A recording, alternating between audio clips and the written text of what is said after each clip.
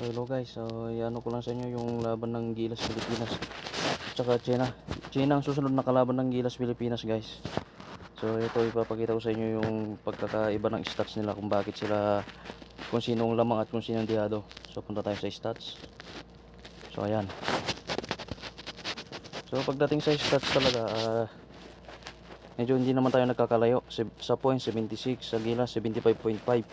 Sa rebound lamang na lamang tayo, 31 lang sa China, 40 sa Pilipinas, 15.5 sa assist sa Pilipinas, 18.8 assist sa China. So lamang na lamang ang China naman dito ng konti.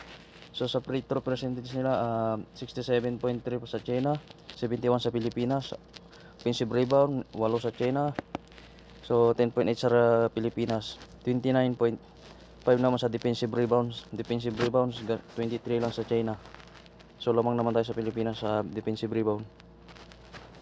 So dito naman tayo sa turnovers. Hindi sila nagkalayo. 15.5 sa China, 15 sa Pilipinas. Sa steal, 5.8 sa Pilipinas, 5.3 sa China. So sa blocks, 3.5 sa China, 4.5 sa Pilipinas. So yan yung ano nila. So personal fouls, 23 ang average ng China, 19 point naman sa Pilipinas. So sa efficiency 76.3, tsaka sa ano nila plus ratings nila 18.3. Dito lamang tayo sa efficiency, pero sa isa ito sa plus minus lamang na lamang ang China. So yan yung stats nila. Ito yung schedule nila So sa September 2 ang China, alas 3 din ng hapon. So yan parehas. Yan yung roster nila. Dati ito yung roster natin sa China.